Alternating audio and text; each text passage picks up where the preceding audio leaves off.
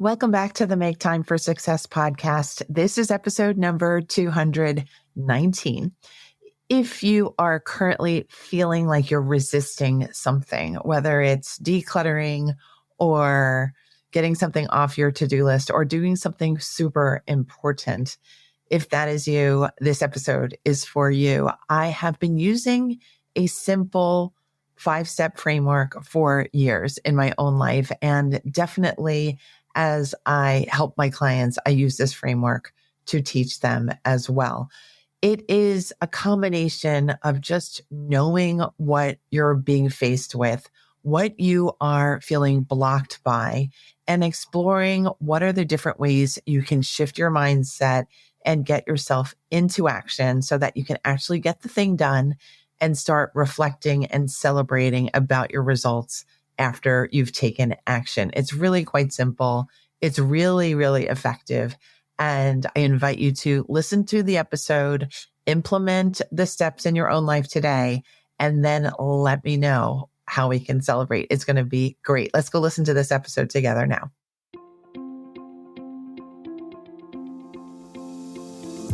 Hi, I'm Dr. Christine Lee, and I'm a psychologist and a procrastination coach. I've helped thousands of people move past procrastination and overwhelm so they could begin working to their potential. In this podcast, you're going to learn powerful strategies for getting your mind, body, and energy to work together so that you can focus on what's really important and accomplish the goals you want to achieve. When you start living within your full power, you're going to see how being productive can be easy and how you can create success on demand. Welcome to the Make Time for Success podcast.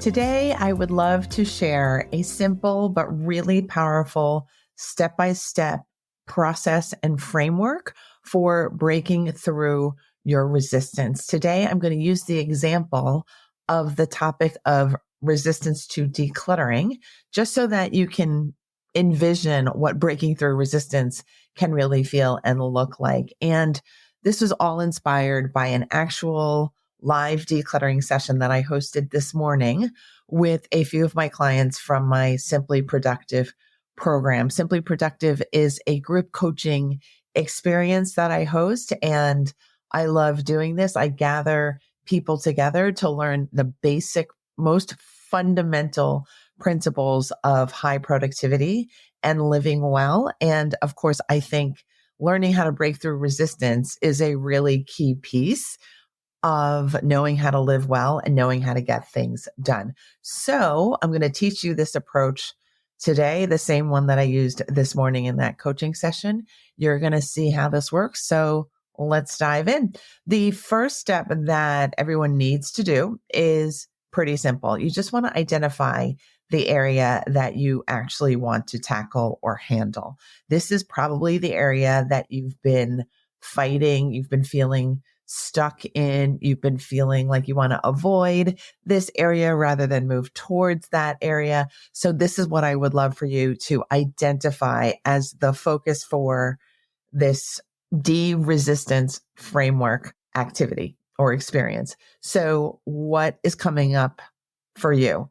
What is coming to mind? The reason why I ask those questions is that this should not be difficult for you to answer. Make it easy for yourself. Pick just one space if you're decluttering. Pick one category if you're feeling like you're overwhelmed with all these to-do list items. Or just pick one task that seems to be calling for your energy. It is okay. We will not be judging because we don't know what you're doing. So pick for yourself, pick something that makes sense. The members that I worked with this morning, they picked a very wide variety of areas in their homes to declutter. They were talking about kitchen counters. They were talking about different art spaces.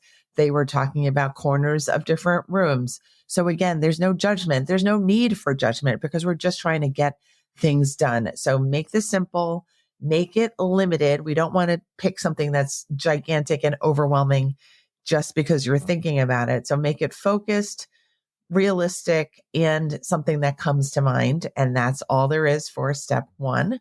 identifying the area that you want to handle. Step 2 is where the meat is, right? Step 2 is identify your resistance. So before we do anything, we really want to observe what is happening with us. We want to observe what is feeling like a roadblock in our way. What is blocking us from taking action? What is blocking us from choosing stagnation over process and progress? And when I interviewed my clients today, they gave, again, a range of responses, but the themes that came up are probably themes that you are familiar with. Themes of, I don't have enough time, or I feel like time is lacking. I don't have enough energy, or I'm feeling too lazy. And the third big category was just plain being overwhelmed.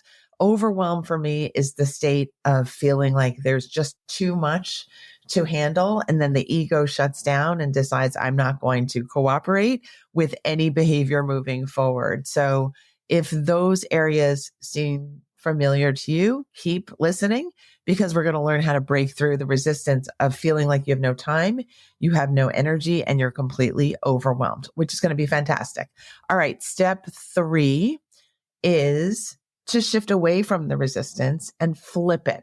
You want to, instead of sinking and drowning in resistance and overwhelm, you want to decide, that's not for me. I'm going to envision myself already being successful with my desired outcome. So that is step 3, envision your desired outcome. This may need a little bit of imagination for you, but sometimes maybe it's just a quick, you already know what your vision is.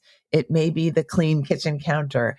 It might be the report handed in on time with all the details that you needed to include in the report already polished off. Whatever it is, I want you to have a vision of that. And I want you to feel what you will be feeling when that is all said and done, when there's no more resistance, when there's only a feeling of success. What is that going to look like? And what is that going to feel like? What feelings are you going to have? And my members also participated in doing this envisioning exercise, and the comments were really flowing in the chat there. And they were saying things like, I'm going to feel free. I'm going to feel accomplished. I'm going to feel energized. And then I noted to my members that these words that were coming out for step 3, envisioning the outcome, were really statements of what they valued as individuals. So when you think about it, if you say, I want to clean this kitchen because I want to be able to cook really healthy meals and feel like I'm clean, then your values are efficiency and clarity or cleanliness. And it makes sense, right? What we wish for are the values that we are aiming to live with and to live through. So step 3 is really important, because step 3, that outcome, that desired outcome, is often the thing that we are not focusing on enough. We're focusing on step 2, the resistance. We're drowning in resistance, while our bright future and that feeling of being in our values and in our efficiency and in our clarity and in our best power are just kind of, they're just more fantasies, and we're not paying attention to those. So let's stick with the fantasy of winning. Let's stick with the desire of, I'm doing this, I'm succeeding, I'm going to feel free just as soon as I finish, if not before, because I've broken through my resistance. When you think about it, anytime you break through your resistance, that's freedom. You don't even have to finish. You just have to break through your resistance. Okay. Step 4, this is the meat and potatoes of the system, because you're going to start taking action. And without action, I think it's hard to feel real progress. It's hard to feel real accomplishment. So I really suggest you continue through step 4. Make sure you decide and make possible you're taking action. Now that you're clear on what you're going to tackle, which was step 1, you're also clear on what's stopping you, which is step 2. and you're also clear on what success is going to look and feel like, which is step 3, it is time to take action. Even just starting a little teeny bit of your goal will help to create momentum, and momentum creates more momentum. And you know what also adds to your momentum? Doing your taking action in the midst of company, having other people, having a community, having friends, having strangers doing the same type of activity that you are doing is game changing. When you work alongside other people, whether in person or on a Zoom call, you're going to feel more responsible to the task. You're going to feel more like staying accountable to what you say. You're going to feel more motivated and energized, and you're going to feel like this is actually not as bad as I've been making it out to be, which is always helpful. It's like, I don't know, eating a sweet treat or something. You feel like, wow, this kind of high feeling. And, it's fun to take action and to celebrate it with friends too. That is actually part of step 5 of the framework. You want to get together after taking action, reconvene with your friends or your community, and then you want to really reflect on what happened. You want to reflect and say, how do I feel?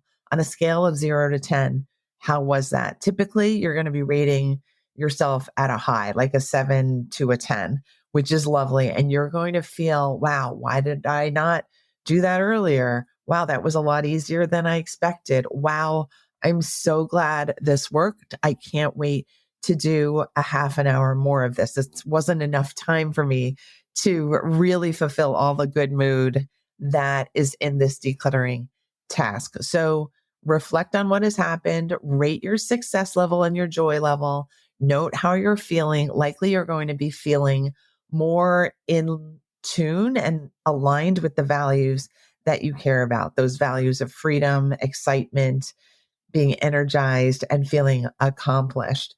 And then the other part of step 5 is you want to plan for your next steps. How can you continue with this? How can you carry the energy that you've created, the momentum that you have forward? How can you make this continue? Because this is such a good vibe. And I just love that this framework is simple and effective. I love to share these kinds of things with my clients and my audience. And I'm so grateful I got to share this with you today. It is really simple, right? 5 steps, simple. Know where you're at, know what's stopping you, be really honest with yourself when you're doing this process, know what you really want and value that at the highest level. Then start taking action.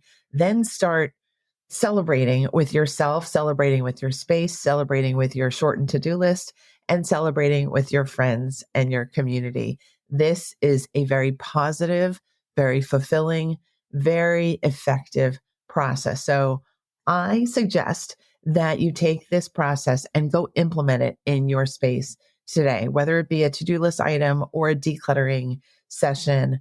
Go take some sort of quick action today and then let me know what happened. You can always direct message me over on Instagram, and that is Instagram at procrastination coach is my account. Again, it's at procrastination coach. And I also invite you to, if you feel really inspired by today's episode, I invite you to join me for a live training. I'm going to be doing a free 5-day challenge called Reenergize Your Home. It is a decluttering challenge. It will be the 8th time that I'm running this live event. And I think it's going to be the best one yet, because typically every time that I run one, it gets better. The energy is more alive, and the decluttering that happens over the course of 5 days is nothing short of miraculous. People clean and clear out and resolve entire rooms of clutter, and they make their rooms go from kind of messy and filled with stuff to open, clear, clean, and usable and magazine worthy sometimes. So I invite you to come see what this is all about. And all you need to do to register for this free, fun event is to go to maketimeforsuccesspodcast.com/spring2025. Again, it's maketimeforsuccesspodcast.com/spring2025. So the number's 2025. And the link to join will also be in the show notes that accompany this episode. Thanks so much for listening to another episode of the Make Time for Success podcast. I can't wait to continue with you next week. Have a good one. Bye. Thank you for listening to this episode of the Make Time for Success podcast. If you enjoyed what you've heard, you can subscribe to make sure you get notified of upcoming episodes. You can also visit our website, maketimeforsuccesspodcast.com, for past episodes, show notes, and all the resources we mention on the show. Feel free to connect with me over on Instagram too. You can find me there under the name Procrastination Coach. Send me a DM and let me know what your thoughts are about the episodes you've been listening to. And let me know any topics that you might like me to talk about on the show. I'd love to hear all about how you're making time for success. Talk to you soon.